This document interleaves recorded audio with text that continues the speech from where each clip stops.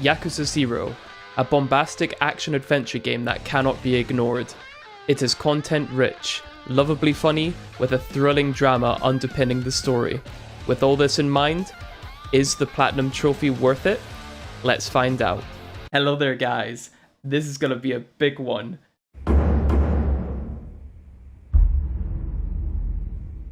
Now let's head over to PSN profiles, and we are here at the PlayStation profile for Yakuza 0. If you know anything about this trophy list, you know it's a mammoth of a task, and I recently got this on the 9th of September. Before we go over the list, I just want to direct your attention to the stats at the top of the page. You can see that the average completion percentage is 30%. I think that's pretty normal because some of the trophies are related to the story and completing the chapters of the story, and yeah, that makes total sense that it's 30%. And the platinum achiever percent is at 4.35%. Again, I think that's pretty standard because of what the game asks you to do to get the platinum. You have to do a lot of miscellaneous things to get this platinum, and it's including getting 100% completion rate on the completion list. So yes, we'll be going through most of the trophies today. I'm not going to go over the story specific ones, so completing chapter X or whatever, and even some of the specific chapter related trophies as well. I'll touch on them, but some of them are pretty self-explanatory. So yeah, let's get going guys, let's get going. Obviously you can see that I got the platinum here, the platinum 4.35%, as I said before. Treating a homeless man with 20 to a bottle of booze that's worth 20,000. That's praise self-explanatory. Some other specific ones here. Impress Oda with your perfect manners. This is specifically when you go to one of the cafes and you have to meet with a particular person, and you're given a lot of choices. You basically just have to choose the right option every time. And if you notice here on some of these dates and times, I did most, if not all of them, all of the chapter specific ones on my second playthrough when I was doing Legend, and yeah, and that was a good time to go for any of the trophies that you've missed out previously, because minimum you have to complete the game twice. Once, and then you unlock the Legend difficulty, and then you have to complete the game on Legend. So that's what I did to get the platinum. Defeat 3 foes using co-op moves with Oda or Tachibana. This was easy enough when you knew how to get when you knew how to use the co-op moves. They involve heat actions, and you can only do it when they are when they're grabbing someone. So as soon as you see Oda or Tachibana grab an enemy, press triangle, and 9 times out of 10 you'll get a co-op move. So that was pretty easy. In one particular stage, you have to destroy a safe, and I'm pretty sure this was, I want to say chapter 13 or 14. I might be wrong, but it's one of the later chapters in the game. And yeah, you just have to find this particular safe and break it with Majima. So yeah, defeat the Yakuza with an Afro on the highway. Make sure that you save before you do this highway level, because the Afro enemy comes and goes quite fast, so it's really easy to miss him. So I missed him on my first playthrough, and I got him straight away on the second one. So it wasn't too bad. You can see that there's this one here, hitting the bottles suffered the full force of Reina's attack. This is purposefully missing the QTE event in one particular fight. So yeah, so that was actually quite cool seeing that animation for the first time. So yeah, and now you can see complete the main story on Legends difficulty. All in all, Legend difficulty wasn't that hard. If you just make sure that you save frequently, it's not too difficult. I didn't even really see that many changes when I was doing fights. I thought all in all it was pretty easy. Just make sure that you've got health items, heat items. If you really need to have some weapons, I would recommend trying to unlock the shotgun as soon as possible, because the wave of enemies get really easy when you have a shotgun in your inventory. So yeah, these are some miscellaneous ones here, specifically with the businesses. So as Kiryu, you need to get 100% share in an area, and you'll naturally be doing this if you're going for the Perfectionist Trophy, because you will want to own every possible business and also upgrading them to S rank at the end. So yeah, so you'll be doing this naturally. Purchase the most expensive property. It's the exact same thing as the other one with the real estate. With each business, there's a storyline slash sub story regarding the businesses. So with the real estate and with the kind of like the hostess cabaret club businesses with Majima, there's trophies related to those as well. I really liked the sub stories regarding those, and I just thought they were a lot of fun. You can see here that there's 2 trophies relating to the completion list percentage. Get over 50% on your completion list and get 100% on your completion list. We'll talk a little bit about this Perfectionist Trophy. You have to do, I think it's like adventure mode, you have to do the mini games, you have to do stuff relating to battles, the sub stories, a bunch of collectibles, the mini games as well. I do have to shout out my 2 favorite mini games, the karaoke and the disco. They were absolutely amazing to do. I did them all casually because I just love that mini game, so those 2 mini games so much. There are some mini games though that were a bit of a drag. So the main 2 ones that caused me a bit of trouble would be the mahjong minigame and the pool minigame. I actually had trouble with the darts, but as soon as I realized that I could buy the best set of darts, it became really easy. Regardless, the pool minigame, really annoying because you have to get certain types of shots while you play, and that was quite difficult setting it up. And the main headache one was Mahjong. I left this minigame to last, not knowing how complicated it would be and how hard it would be. Yeah, I'm pretty sure I'm expected to do Mahjong in Yakuza Kiwami. So that's so if I ever try to go for that platinum, I will have to brace myself again. I would recommend doing Mahjong as you play the game. I wouldn't recommend leaving it until the last possible mini game. Make sure that you spread it out, and I think you'll have a better time. But in overall, with regards to the mini games, I don't think it's actually that grindy. You can make it not grindy because there's so much you can do in this game.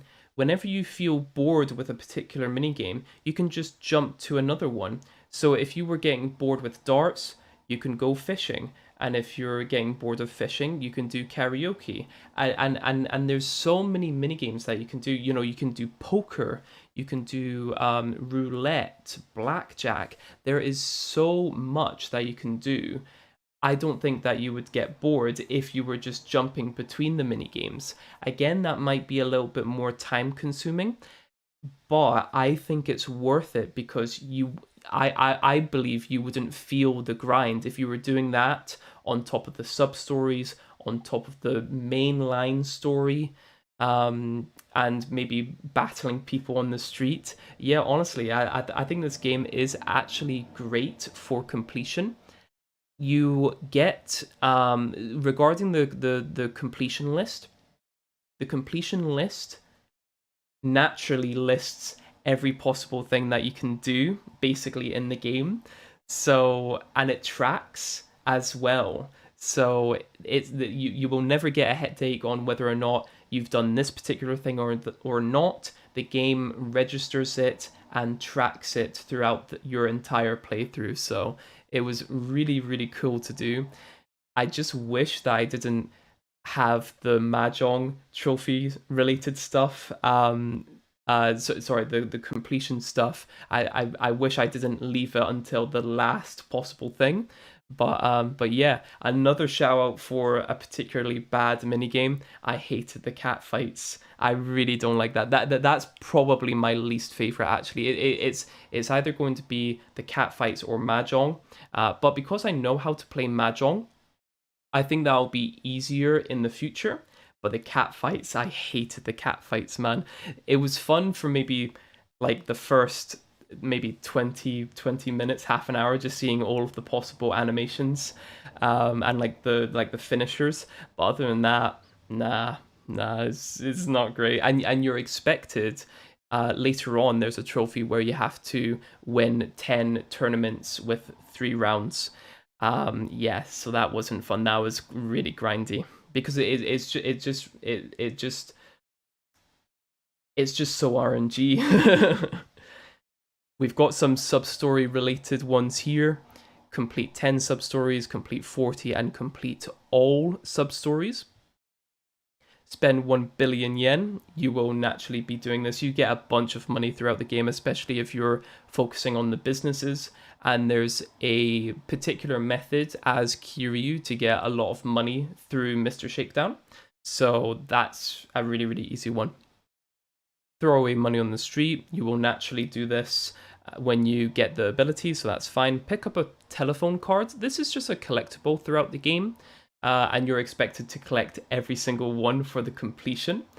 This wasn't too bad, as long as you know that for each telephone card and for each telephone person, there's going to be 3 of them, and they only appear when you get the first one. So, for instance, if you're looking for the 3rd card, but you've not done the 2nd one yet, it won't appear. So you have to do 1, 2, 3 in that order. So as long as you know that, it's not bad at all. So yeah, yes, you do need to do this one here. I'm gonna highlight it here. Yes, I did it for the trophy, and you are actually expected to watch, I think, all of them for the completion. So yes, I did that. After you become undisputed king of an area, get someone to light a cigarette for you on the street. I had to look this up because I didn't do this casually. And it basically means that you have to AFK in front of a particular person who's bowing to you, and then they light your cigarette after like 5 or 10 seconds. So that wasn't too bad. Here we go. Here's a big one. I would probably say this is the 2nd hardest trophy in the game. Complete all climax battles. I'm pretty sure you unlock all of the climax battles at the end of the game. I might be wrong, or maybe they unlock as you do the climax battles. These were fun. I really like these types of modes in games where it's kind of like a challenge mode kind of style. And yeah, I only had 2. I only thought that maybe 2 or 3 of them were really difficult. All of the other ones were pretty manageable. Yes, I did die a lot, but yeah, I would want to give a shout out to the zombie related climax battle. That was pretty hard going. I thought it would have been easy, but it actually wasn't. And the breakdancing one, that was quite difficult. But all of the other ones, it was basically just trial and error. I do have to say though, some of them are difficult and some of them can be very difficult. others can be quite easy. So yeah, no, I thoroughly enjoyed doing the climax battles, and I would recommend people doing them and seeing how much you enjoy them. Defeat So and Joe Amon. These are some of the hardest enemies in the game. Specifically, the one you fight as Kiryu, the one with the cannon. That is so BS. That fight was so BS. I was fully decked out, fully upgraded, had my weapons ready as well. It was really hard going, man, that fight. The other one with Majima was not bad at all. But just comparing, it's like night and day, man. Yeah, yeah. So brace yourself for those battles. You'll naturally be doing the training missions as well when you're going for the completion. Obtain all abilities for every style. Now, I'm pretty sure it's just the 3 styles that you need to max out. I don't think you have to max out the 4th one.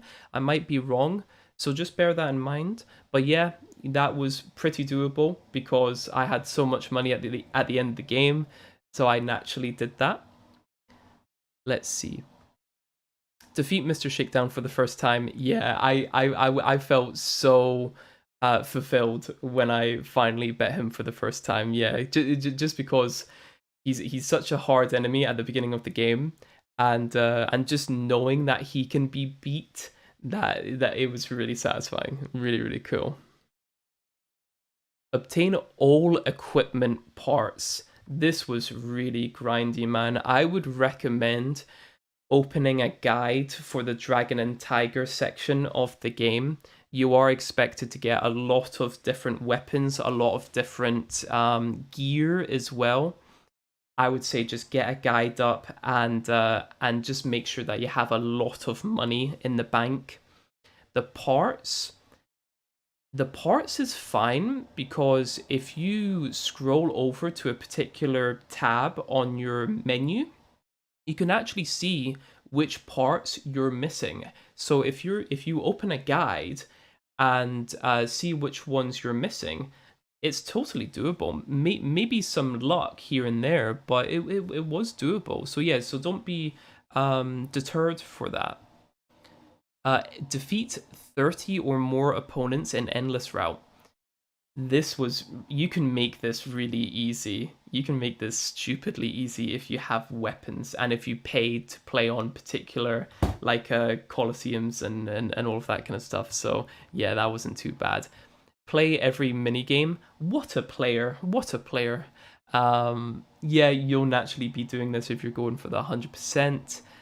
I want to give another shout out to the pocket circuit stuff. The whole minigame mechanics as well, customizing your little, pocket racer, and the sub story that's attached to it. I really liked it. That's probably one of my favorite sub stories in the game. Just totally ludicrous, and yeah, yeah. I couldn't recommend it enough. This is just a miscellaneous one with the telephone club. Complete every disco song on any difficulty. I think the disco one is probably my favorite minigame. It's either disco or karaoke. It's like it's here, man. But yeah, yeah, it's just phenomenal. Really goofy, typical Yakuza fashion. Now, Cat Scratch Fever. This is such this is such a grindy trophy. You can see that it's 5.92%. There's a reason why the minigame is just not that great to begin with. Win 10 bets on 3-round tournaments at JCC, and that's just the Catfight Club. Asking players to not only win 10 bets, but also on 3 rounds in a row. Oh my goodness, this is totally RNG. Even if you pick the best fighter, which is arguably, I'm pretty sure her name's Jennifer, you can still lose. And even if you pick the best option, it's basically rock, paper, scissors. Even if you pick the most optimal option, there is just a chance that your opponent will just win. It's just completely RNG. I like I just wish they did that trophy a little bit different, just the minigame in general. But yeah, again, it is dumb. Is it dumb fun? That's arguable. So, it's arguable. Last but not least, win all pocket circuit races. I've just mentioned this. This is one of the best sub stories in the game, in my opinion, and with some great characters to boot, some drama, some goofiness, all of that kind of stuff. Yeah, the races can be quite difficult. So if you are having trouble with this, I would recommend a guide. Nevertheless, I actually did this casually. I did this casually. When I picked up the game again, I didn't have to do any of the pocket circuit stuff because I had already completed it. But from memory, this was quite grindy because I didn't use a guide and I had to go back and forth buying particular parts and assembling them in a particular way, using particular models of cars, picking certain races. It was a whole thing. You had to have a bit of a strategy going on as well. So yeah, it's a pretty difficult one. Although it is 21% completion, it is a slightly difficult one. So if you are having trouble, I would recommend a guide. Let's scroll up now to the very, very top and give my overall thoughts. This is a phenomenal game. The Yakuza franchise in general is bonkers.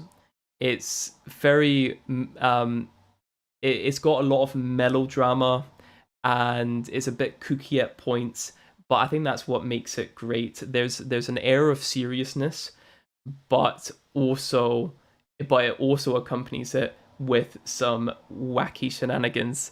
And I think that's why people just love this franchise. This was my one of my first Yakuza games. I'm pretty sure I played Kiwami first and then Yakuza 0.